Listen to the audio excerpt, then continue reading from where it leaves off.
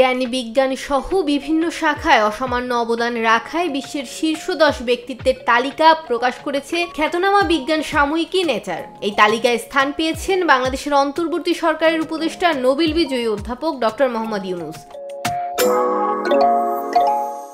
Nature সাময়িকীর ওয়েবসাইটে প্রকাশিত প্রতিবেদনে বলা হয়েছে, বাংলাদেশের স্বৈরাচার সরকারের পতনে যারা বিপ্লবী নেতৃত্ব দিয়েছিলেন তাদের একটাই দাবি ছিল নোবেল শান্তি পুরস্কার বিজয়ী অর্থনীতিবিদ ডক্টর মোহাম্মদ ইউনূসকে দেশের নেতৃত্ব দিতে আমন্ত্রণ জানানো হোক। এছাড়া নেচারে ডক্টর মোহাম্মদ ইউনূসকে ন্যাশন বিল্ডার হিসেবে আখ্যা দেওয়া হয়েছে।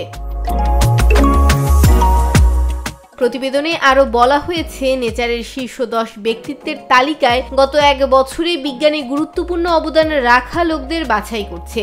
এই তালিকা করছেন নেচারের সম্পাদক। বিজ্ঞান, প্রযুক্তি, প্রকৌশল ও চিকিৎসার ক্ষেত্রে গুরুত্বপূর্ণ অবদান রেখে কিভাবে গবেষকরা আমাদের পৃথিবীকে গড়ছেন তার স্বীকৃতি এই তালিকা। এবছরের উল্লেখযোগ্য অর্জনগুলো হলো আবহাওয়া পূর্বাভাসের নতুন ধারণা থেকে শুরু করে একটি জাতিকে নেতৃত্ব দেওয়ার বিষয়টি। 6 দশকের পেশাগত জীবনে ডক্টর মোহাম্মদ ইউনূস দারিদ্র্য বিমোচনের জন্য নতুন ধারণা পরীক্ষার মাধ্যমে নিজেকে প্রতিষ্ঠিত করেছেন। গবেষণার মাধ্যমে সিদ্ধান্ত গ্রহণ এবং সিস্টেম বুঝে সমস্যার সমাধান করা ইউনূসের কাজের মূল ভিত্তি।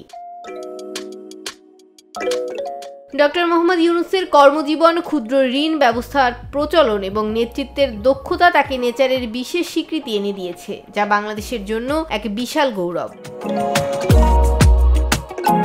ডেস্ক রিপোর্ট, ভোরের পাতা।